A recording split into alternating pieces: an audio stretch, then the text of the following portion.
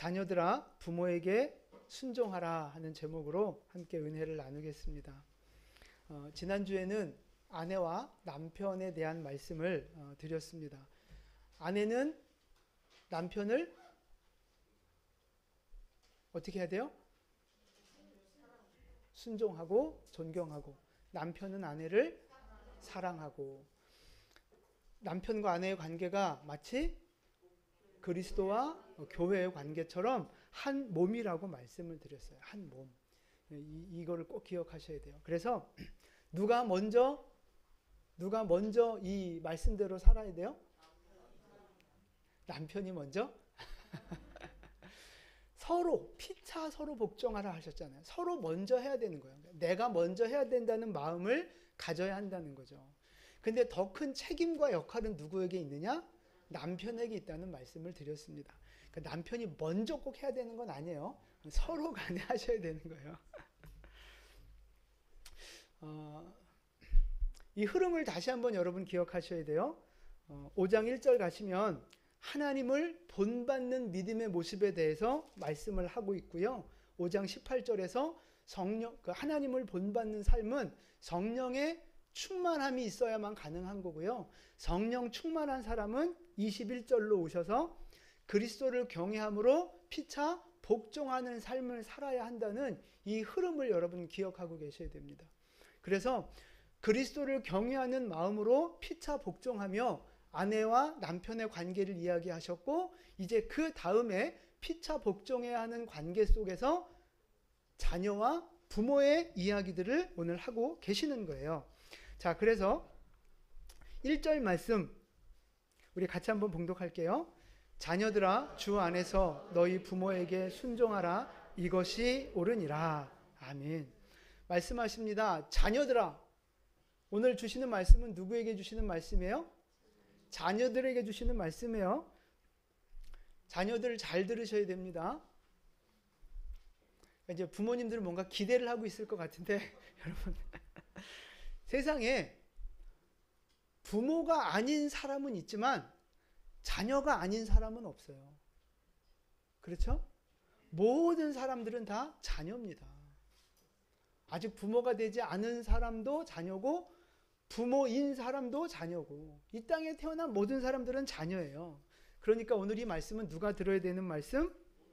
그렇죠. 우리 모두에게 주시는 하나님의 말씀이에요.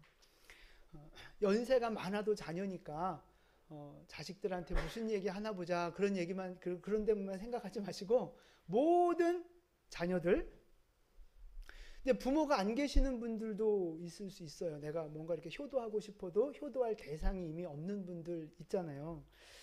그런 분들은 어떻게 하면 좋겠어요? 네? 장로님. 장모님. 그쵸, 이제. 네. 네.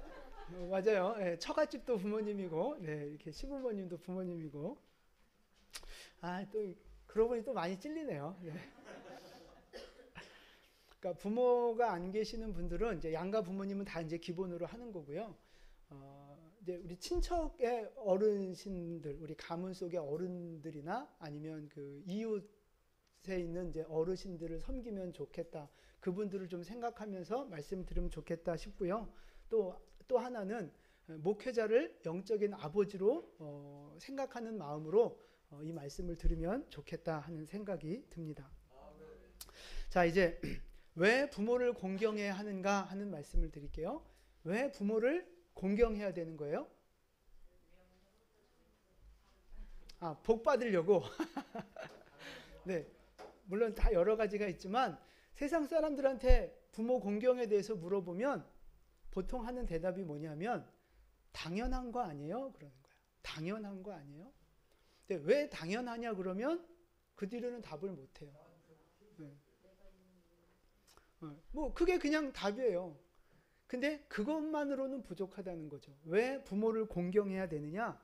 그건 바로 하나님의 창조 질서이고 하나님이 정하신 법이기 때문에 그렇다는 거예요.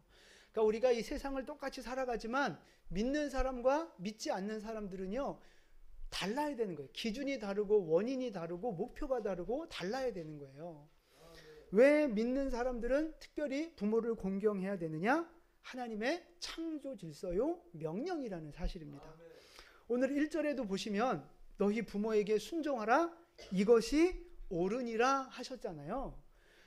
부모 공경하는 건 옳은 일이라는 거예요. 바른 일이라는 거예요. 하나님이 인정하시는 하나님이 인정하시는 일이라는 뜻입니다. 하나님께서 이 세상을 창조하시고 나서 아담과 하와를 지으시면서 하나님이 뭐가 되셨어요? 아버지가 되셨잖아요. 인류를 만드시면서부터 하나님은 아버지가 되셨어요. 아버지가 아담과 하와에게 자녀들에게 주신 명령이 뭐였어요? 순종하라 하는 거죠. 순종하라. 공경이랑 다 연결되는 말씀인데 순종하고 공경하는 것이 하나님이 첫 자녀들에게 주신 명령이었다고요. 그 하나님과 첫 인류와의 이 관계가 어디까지 연결되느냐? 부모와 자식과의 관계까지 다 연결이 돼 있다는 말씀입니다. 그래서 부모와 자식 간의 이 모든 이 사명들은요, 창조 질서 속에 있는 거예요. 우리가 잘 알고 있는 10계명을 보시면 10가지 계명인데 크게 두 가지 주제로 나뉘어져 있습니다. 첫 번째 주제는 하나님과의 관계, 좀 어려운 말로 대신 관계라고 하는 거죠. 그게 1계명부터 4계명까지가 하나님과의 관계를 기록해 놓은 말씀이고요. 5계명부터 끝에 10계명까지는 사람과의 관계입니다. 수평적인 관계, 대인 관계를 기록한 말씀이에요. 그런데 5계명부터가 대인 관계인데 대인 관계를 여는 첫 번째 계명, 그게 뭐예요? 그렇죠? 내 부모를 공경하라 하는 것이 대인 관계 속에서의 첫 번째 명령이라는 거예요. 그러니까 여러분, 인간관계의 모든 기본과 기초는 부모와의 관계 속에서 출발한다는 거예요. 그게 가장 중요하다는 말씀을 하고 있는 거예요. 인류 사회학적인 관점에 봐서도 마찬가지예요. 여러분 생각해 보세요. 사람이 처음 태어나면서 가장 처음 관계를 맺는 사람이 누굽니까? 그죠? 산부인과 의사라고 말 안 하셔서 감사하네요.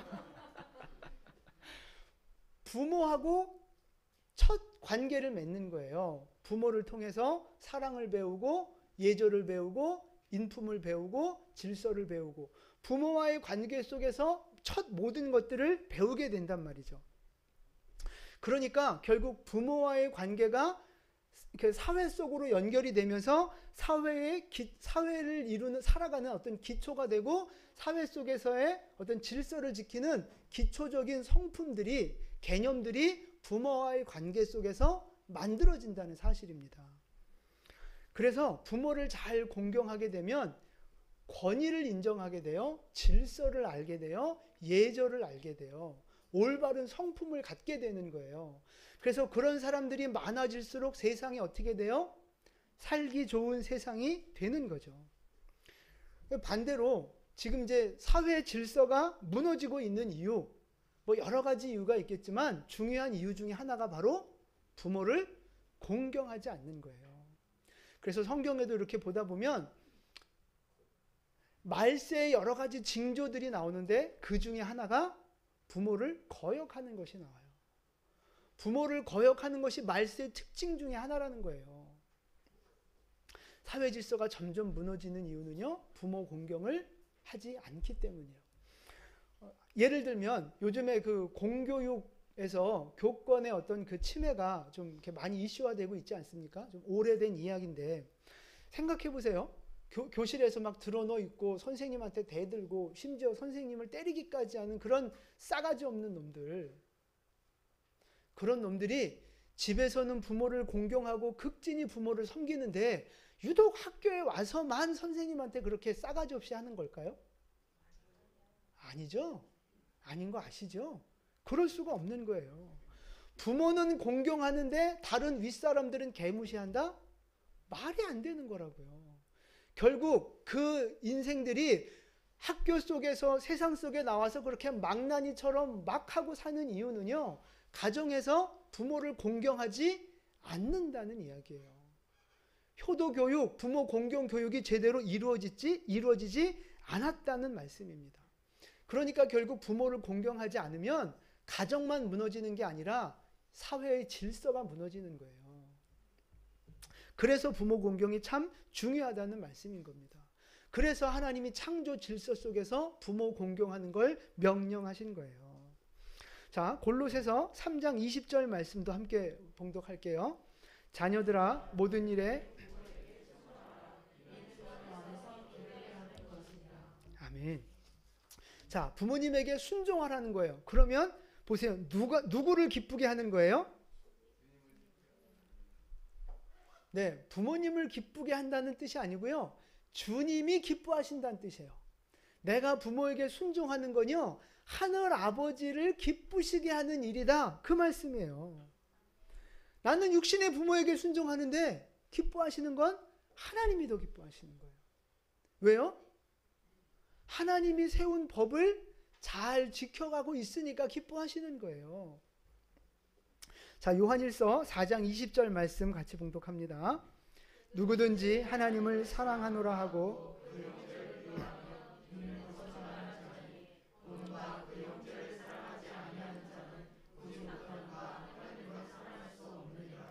이제 부모 공경을 해야 되는데요. 오늘 말씀을 기준으로 보시면 하나님을 사랑한다고 하면서 눈에 보이는 형제를 미워해요. 이거는 말이 안 된다고 지금 말씀하시는 거예요. 눈에 보이지 않는 하나님을 사랑한다면 눈에 보이는 형제를, 우리 지체들을 먼저 사랑하는 것이 옳다라는 말씀이죠. 이걸 부모의 관계 속에서 적용해봐도 똑같은 거예요. 나는 하나님을 믿고 하나님은 사랑하는데, 눈에 보이지 않는 하나님은 사랑하는데 눈에 보이는 내 육신의 부모를 공경하지 않는다? 말이 안 된다는 거예요. 뻥치지 마라, 거짓말하지 마라, 지금 그 말씀하고 계시는 거예요. 그러니까 우리의 믿음과 하나님을 공경하는 믿음과 육신의 부모를 섬기는 이 효도하는 거는요, 같이 연결되어 있는 거라고요. 이게 분리된 이야기가 아니라 같은 몸통이라는 말씀입니다. 그래서요, 우리가 육신의 부모에게 순종하잖아요. 그러면 그게 곧 누구에게 순종하는 거예요? 하나님께 순종하는 거예요. 육신의 부모에게 불순종하면 곧 하나님께 불순종하는 거라고요. 별개로 보지 마세요, 여러분. 하나라고요, 하나. 그래서 우리는 특별히 하나님을 믿는 백성들은요, 더더욱 부모님을 공경하고 효도하셔야 되는 거예요. 아멘 안 하신 자녀분들은 네. 긴장하시기 바랍니다. 부모 공경해야 되는데 이제 사람들이 이제 고민하는 부분들이 있어요. 뭐냐면, 아니 나한테 잘해준 부모, 예를 들어 이제 내가 금수저 물고 나오게 해준 부모, 나한테 잘 양육해준 부모한테야 뭐 공경할 수 있겠지만, 나쁜 부모들 있잖아요. 사실 현실적으로 나를 학대한 부모도 있을 수 있고, 자식을 버리는 부모도 있을 수 있고, 뭐 여러 가지 이유들로 어쨌든 자녀들을 함부로 폭행하고 함부로 대하는 그런 나쁜 부모들도 있단 말이죠. 아마 그런 자녀의 시절을 보내온 분들도 계실 거예요. 그럼 여러분, 그런 부모한테도 효도하고 공경해야 되는 거예요? 정말 부모 같지 않은, 아니 인간 같지 않은 그런 부모들도 있단 말이죠. 그런데 그런 부모한테도 공경을 해야 되는 거예요? 아니죠? 그분들은 제외? 그런 고민하는 분들에게 저는 질문하고 싶은 게 있어요. 혹시 당신이 그 부모를 선택했습니까? 내가 부모를 선택했어요? 아니에요. 태어나 보니 이분이 내 부모인 거예요. 100% 하나님이 섭리 속에서 나를 그 가정 가운데 보내셨다는 말씀이에요. 옛 어른들도 그래서 이 가족의 인연을 천륜이라고 했단 말이에요. 하늘이 정하신 거라고 그렇게 믿고 살았어요. 저희가 지난 시간에 남자와 여자, 남편과 아내의 관계도 말씀드렸잖아요. 내가 남자로 태어나고 싶어 남자로 태어났어요? 여자로 태어나고 싶어서? 아니에요. 태어나 보니 남자고 여자인 거예요. 그러니까 우리가 인생을 살면서 내가 선택할 수 있는 부분들이 있고, 태어나면서부터 하나님이 정해주신 것이 있단 말이죠. 그게 바로 성별인 거고, 그게 바로 부모 자식 간의 관계인 거예요. 왜 이 말씀을 드리느냐 하면, 100% 하나님의 어떤 그 섭리를 100% 하나님이 뭔가 뜻이 계셔서 그렇게 하셨다는 것을 인정하시고 받아들이셔야 한다는 말씀을 드리고 싶은 거예요. 여자로 태어났기 때문에 자연스럽게 결혼하면 아내의 역할이 주어지는 거고요. 남자로 태어났기 때문에 결혼하면 남편의 사명이 주어지는 거라고요. 난 원하지 않았는데요. 그건 말도 안 되는 소리고요. 수술해서 바꿔요? 큰일 납니다, 여러분. 그러시면 안 되는 거고요. 하나님의 섭리 아래 순종하시고 나를 왜 남자로 여자로, 나를 왜 부모로, 나를 왜 자녀로 만드셨는지를 믿음으로 받아들이시면서 고민하시는 것이 올바른 순서라는 말씀이에요. 아멘이시죠? 혹시 여기 그런 수술하고 오신 분 혹시 안 계시죠? 네. 부모 자녀 관계가 그렇다는 거예요. 하나님이 정해주신 거예요. 하나님이 정해주신 거. 그러니까 물론 이제 부모의 사명은요, 하나님의 대행자가 돼서 자녀들을 잘 사랑으로 양육하고 올바른 말씀들을 가르치면서 자녀들을 하나님 앞에 세워나가는 게 올바른 부모의 역할인데, 현실적으로 그 부모도 연약한 죄인이잖아요. 환경이 어떤 여러 가지 어려움들이 있었잖아요. 그분도 불완전한 환경 속에서 자라왔던 한계를 가진 죄인이잖아요. 그러니까 나를 양육할 때 부족함도 있고 그분도 뭔가 잘못한 게 있고 실수할 수도 있고 그런 어려움들이 있단 말이죠.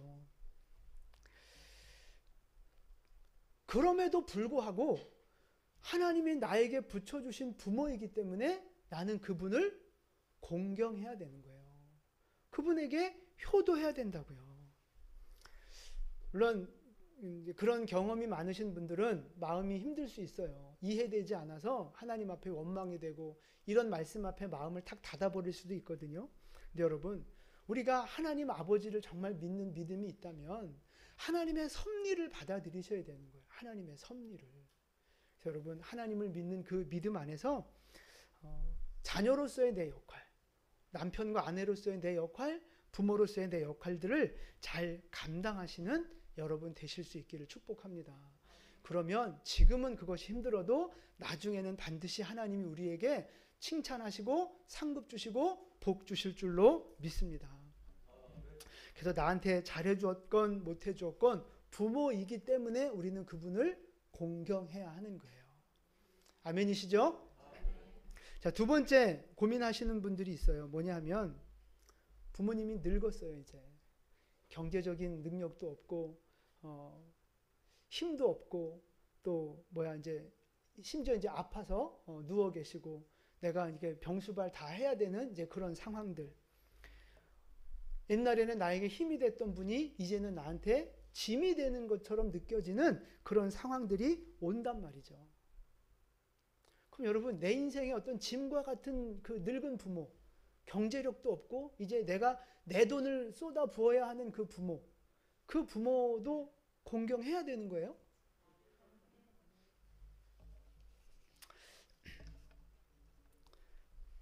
공경하라. 공경이라는 단어에 어떤 뜻이 있느냐 하면요, 무겁게 여긴다는 뜻이 있어요. 무겁게 여긴다. 그걸 다른 말로 말하면 높은 가치를 둔다는 뜻입니다. 그만큼 소중하게 여기라는 말이에요. 그러니까 부모를 공경하라는 말은요, 부모의 가치를 아주 소중하게 여기라는 뜻입니다. 그러니까 부모가 늙어도 병들어도 재력이 없어도 부모이기 때문에 그분의 가치는 내 인생에서 최고의 가치가 되어야 한다는 거예요. 우리가 그렇잖아요. 어렸을 때 부모를 생각하면 그 부모는 어떤 존재예요? 거의 하나님 수준이에요. 슈퍼맨 수준이라고요. 우리 엄마 아빠는 모르는 게 없어. 지금 이제 지성이가 딱 아직 그 수준이에요. 이제 준수, 준호도. 준수는 모르겠다. 혹시 이미 깨우쳤을지. 어쨌든 엄마 아빠 모르는 게 없고 엄마 아빠는 세상에서 제일 힘도 세고 엄마 아빠는 내가 원하는 걸 다 해줄 수 있는 분이라고 생각한단 말이죠. 근데 이제 그 머리가 크면서 그게 아니구나. 우리 엄마 아빠도 멍청하구나. 우리 엄마 아빠도 별로 힘이 없구나.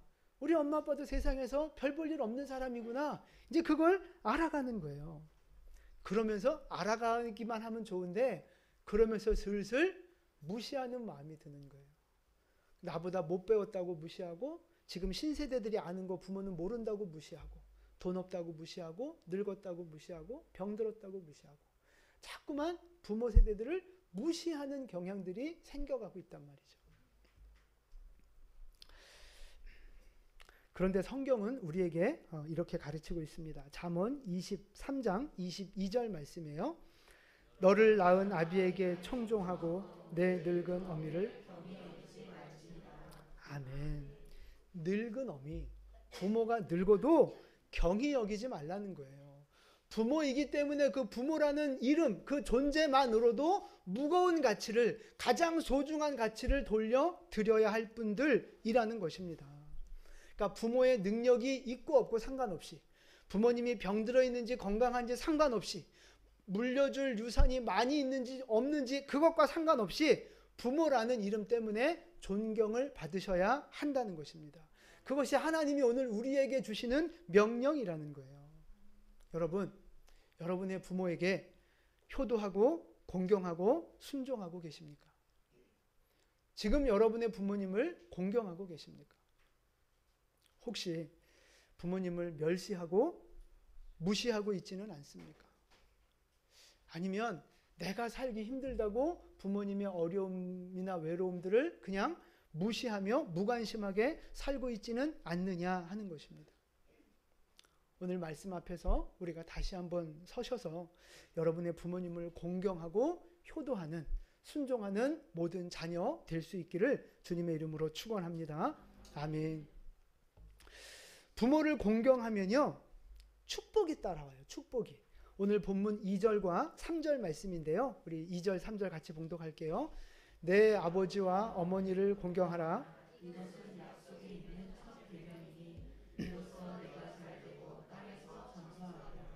아멘. 아버지와 어머니를 공경하라 하셨어요. 이것은 약속이 있는 첫 계명이다. 약속은 이제 축복의 약속을 말하는 건데, 첫 계명, 약속이 있는 첫 계명. 첫 계명이라는 말은요, 순서적으로 제일 처음에 있는 계명이라는 뜻도 있지만 가장 중요한 계명, 가장 우선되고 가치 있는 계명이라는 뜻도 있는 거예요. 그러니까 아까 살펴봤지만 10계명에서 대인관계의 계명을 주셨는데 그때 제일 처음에 주신 계명이 뭐였어요? 내 부모를 공경하라. 그러면 약속, 그 뒤에 약속이 뭐가 있어요? 그죠? 우리 출애굽기 20장 12절 말씀인데요. 같이 봉독할게요. 내 부모를 공경하라.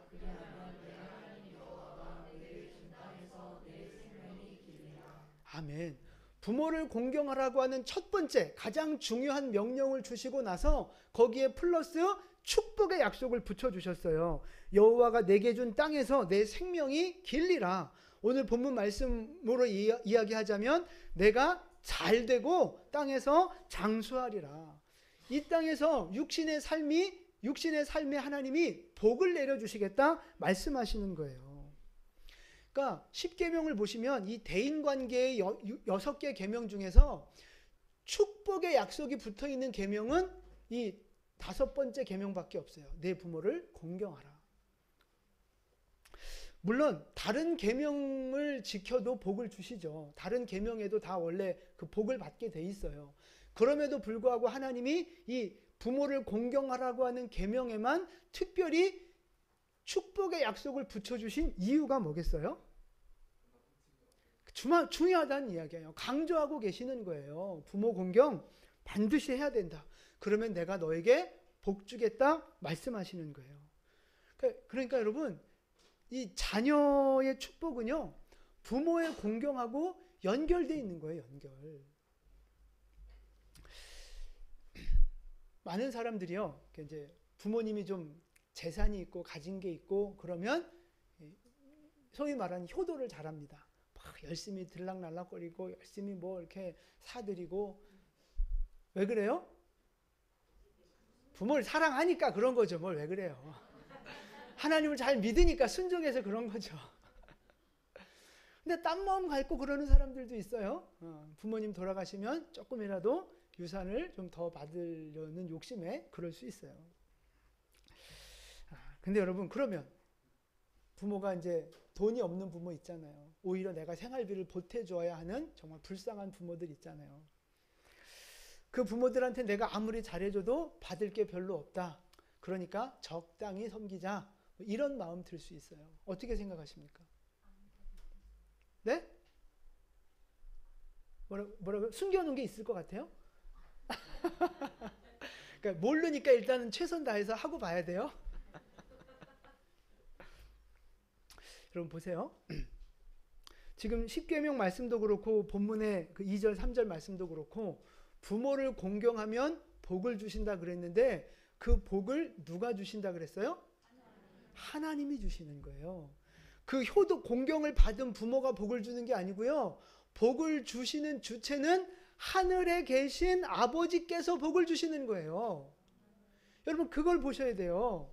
내가 육신의 부모를 섬기잖아요. 그럼 복을 주시는 분은요, 하늘에 계신 아버지께서 내게 복을 주시는 거라고요.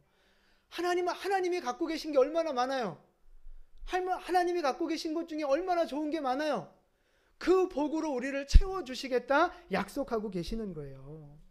그러니까 여러분, 자녀된 여러분 복 받기를 원하신다면 부모님의 유산과 상관없이 하나님의 복을 받기를 원하신다면 부모를 공경하는 여러분 되시기를 축복합니다. 그게 나한테 복이 되는 거예요.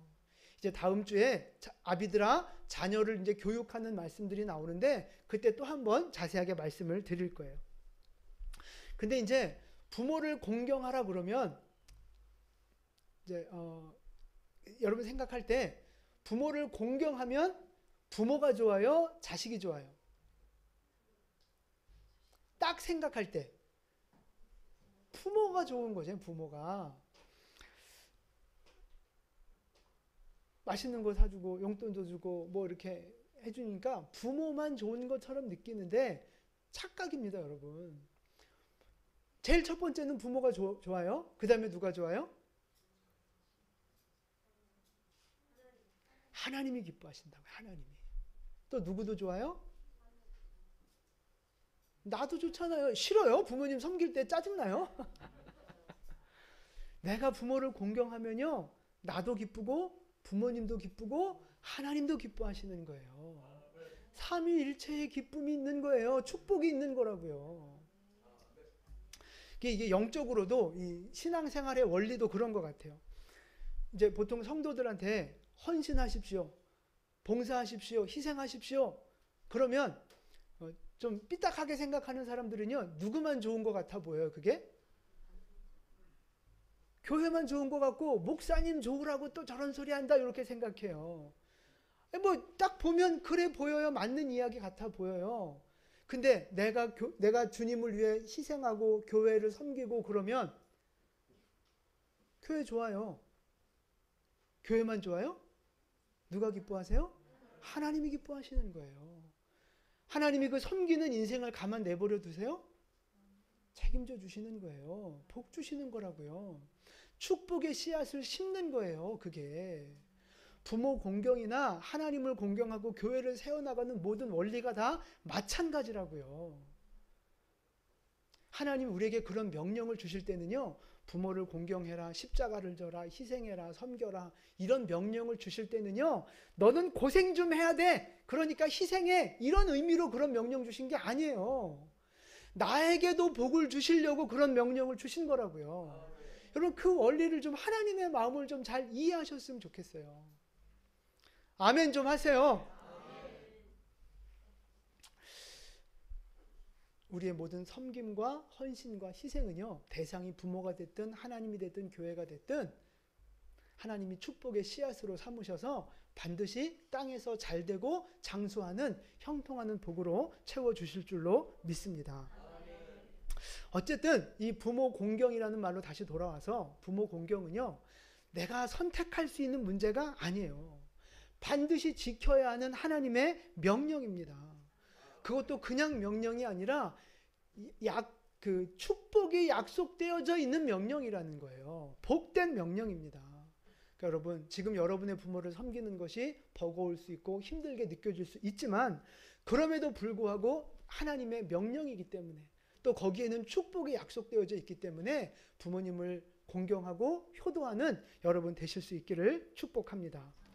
자, 이제 세 번째로 부모 공경을 이제 어떻게 하면 좋은가 실제적인 것들을 잠깐만 좀 살펴볼게요. 잠언 23장 25절 말씀이에요. 우리 같이 봉독할게요.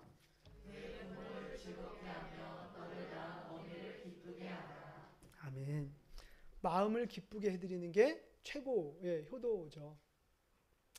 뭐 좀 물질로 조금 뭐고 했다고 뭐 부모 앞에서 막 어깨 힘주고 막 부모님 속상하게 해드리고 그러면 안 되잖아요. 그건 진짜 효도가 아니잖아요. 그러니까 부모님의 마음을 즐겁게 해드리는 거. 그게 효도란 말이에요. 근데 저는 저 말씀을 보면서 뭘 생각했느냐 하면 부모님의 마음을 기쁘게 해드려야 되잖아요. 그럼 저거는 부모님이 살아 계실 때만 가능한 거예요. 그게. 돌아가셨는데 어떻게 마음을 기쁘게 해드려요. 그죠? 살아 계실 때만 그게 가능한 거라고요. 그래서 효도는요. 살아 계실 때 해야 되는 거예요. 살아 계실 때. 돌아가신 다음에 아무리 좋은 관 쓰면 뭐하고 아무리 좋은 납골당 뭐 비싼 데다가 하면 뭐하고 있어요. 그게. 아무리 제사 잘 지내면 뭐 하겠냐고. 그게 이미 돌아가셨는데. 다 쓸데없는 거라고요. 쓸데없는 거. 그래서 여러분 이제 나중에 이제 부모님 장례식 하고 할 때도 너무 쓸데없이 돈 쓰지 마십시오. 아닌가 또. 하여튼 잘 모르겠는데 그냥 기본적인 것만 하면 되지 돌아가셨는데 뭘 거기다 이렇게 돈을 쏟아붓고 막 더 좋은 거 해드려야 된다고 살아있을 때나 잘하지. 그러니까 관 좋은 거 하고 납골당 좋은 거 하고 할 생각 했으면 그 돈 미리 땡겨다가 좀 맛있는 거 사드리고 용돈도 좀 드리고 하세요. 그리고 돌아가셨을 때는 그냥 검소하게 하시고 하나님 앞에 예배하시면서 영광 돌리시면 되는 것 같아요. 하여튼 살아계실 때 잘해드려야 돼요. 그래서 맛있는 것도 사드리고 좀 필요한 것도 좀 사다 드리시고 좋은데 구경도 좀 시켜드리시고 기회가 되면 그렇게 하셔야 돼요. 언제 그렇게 하셔야 돼요? 살아계실 때.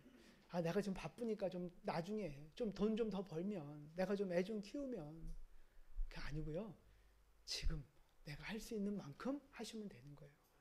그리고 특별히 돈 버는 이제 부모님 계시고 이제 나를 키워주셔서 내가 이제 돈을 벌잖아요. 경제 활동 하시잖아요. 용돈 드리셔야 돼요. 돈을 버는데 용돈을 안 드리잖아요. 부모님한테. 나쁜 놈이에요. 하여튼 지금 아니면 제가 언제 이렇게 얘기하겠어요? 나쁜 놈이에요. 돈을 버시면 경제 활동을 하시면 10,000원이 됐든 10만 원이 됐든 부모님한테 용돈을 드리셔야 돼요. 지금들 뭐 다들 드리고 계시리라 뭐 믿습니다. 하여튼 용돈 드리셔야 되고요. 자주 찾아뵈셔야 돼요. 거리가 멀면 전화라도 자주 하셔야 돼요. 저희 그 셋째 누나는 저 김천에 살거든요. 매일 전화해요. 매일 전화해요. 부모님한테. 난 우리 부모님이 되게 그걸 귀찮아하고 짜증낼 줄 알았어요. 뭘 맨날 전화해. 무슨 할 말이 이렇게 많다고. 근데 부모님이 그걸 기뻐하세요. 기뻐하죠. 일주일에 한 번? 아니요. 가능하면 많이 전화하십시오. 그냥 인사도 하시고 안부도 묻고 그냥 쓸데없는 얘기도 하시고 그게 부모를 기쁘게 해드리는 거예요. 여러분. 꼭 돈 들어가야만 하는 거 아니에요. 네?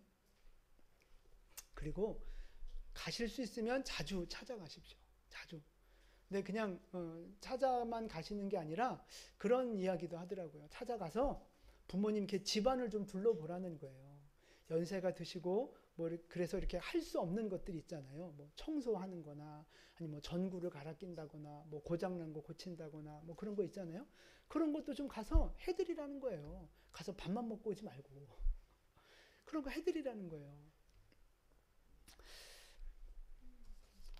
제가 책을 하나 좀 추천해 드리려고 그래요. 부모님 살아계실 때 꼭 해드려야 할 45가지 이런 책이 있는데 이건 진짜 자녀들은요 꼭 한번 읽어보셔야 돼요. 그러니까 우리가 효도할 때 효도하는 기준이 누구냐면 보통 내가 생각해서 효도를 한단 말이에요. 내 기준으로 생각해서 효도를 해요. 그런데 이 책은요, 부모님 관점에서, 연로하신 부모님 관점에서 어떻게 할 때 기분이 좋은지를 설명을 해주고 있어요. 그래서 이 책은 좀 꼭 한번 읽어보시면 좋겠다 하는 생각이 있습니다. 제가 지금 말씀드린 것 중에도 이 책에서 제가 읽은 내용들이 있어요. 그래서 말씀을 드리는 거예요. 어쨌든 부모님 살아계실 때, 여러분, 살아계실 때 최선을 다해서 공경하고 순종하는 여러분 되시기를 축복합니다. 부모님도 우리 낳으시고 최선을 다해서 우리를 그렇게 키워주신 거잖아요. 이제는 우리가 그렇게 해야 될 차례 아니겠습니까? 그것이 하나님의 뜻이라는 거예요. 자, 그 다음에 이제 마지막 효도 중에 최고의 효도, 그게 뭘까요? 예수 믿게 하는 거예요. 부모 중에 최고 좋은 부모, 어떤 부모요? 나를 예수 믿게 해준 부모가 최고의 부모라는 거예요. 그러면 자녀 중에 자녀가 할 수 있는 효도 중에 최고의 효도는 부모를 예수 믿게 해드리는 거, 그게 최고의 효도라는 거예요.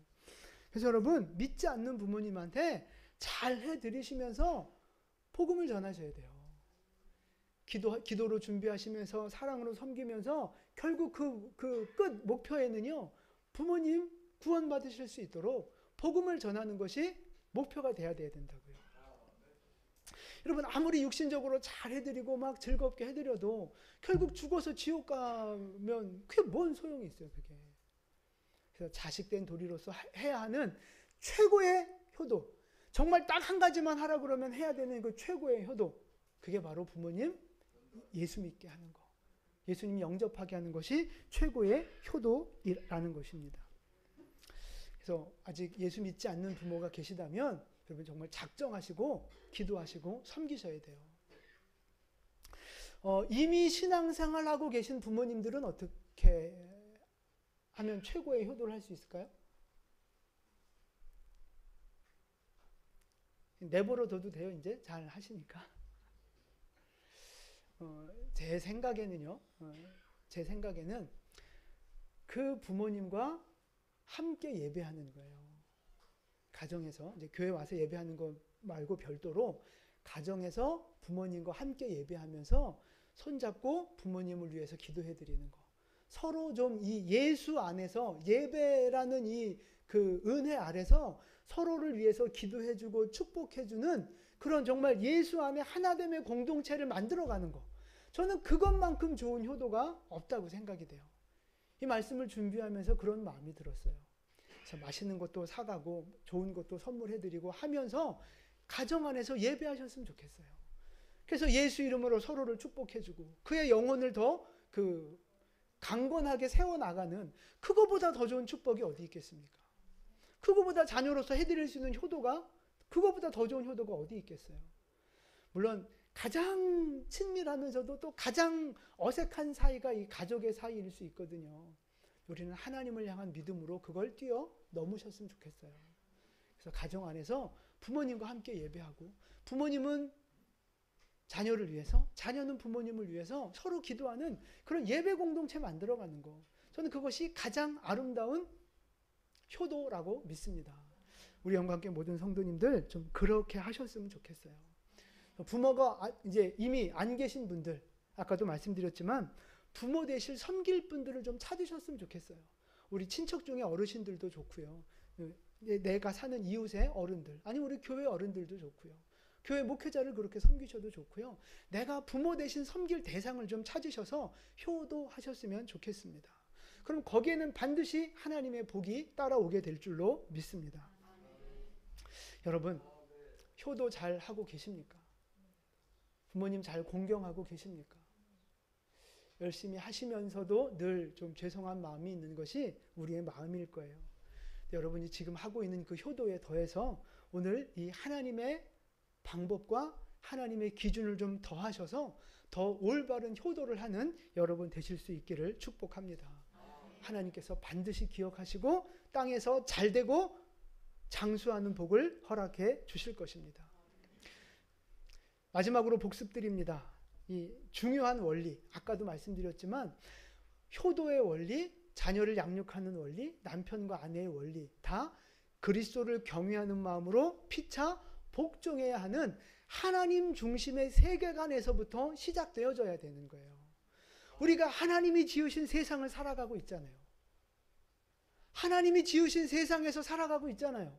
하나님이 지으신 관계 속에서 우리가 살아가고 있잖아요. 그런데 여기서 하나님을 빼버리고 인간적인 생각과 인간적인 감정만 가지고 관계를 맺으면요, 반드시 문제가 생기게 돼 있어요. 친구의 관계, 교우의 관계, 부모의 관계, 가족의 관계, 모든 관계의 시작은, 중심에는 다 그리스도가 있어야 되는 거예요. 그리스도를 경외하는 마음으로 우리의 인생을 경영해 가셔야 관계도 형통하게 풀리고 우리 인생의 문제들도 형통하게 풀려지는 줄로 믿습니다. 여러분, 그리스도를 경외하는 마음으로 피차 복종하는, 하나님 앞에 복종하는 여러분 되시기를 축복합니다. 성령 충만함으로 그렇게 서로를 복종하며 이렇게 서로를 섬기며 살아갈 때 우리의 가정과 우리의 가문이 주님 앞에 복되고 아름다운 가정과 가문이 될 줄로 믿습니다. 우리 영과 함께 모든 성도님들의 가정이 그렇게 되어지기를 주님의 이름으로 축원합니다. 아멘. 기도하겠습니다.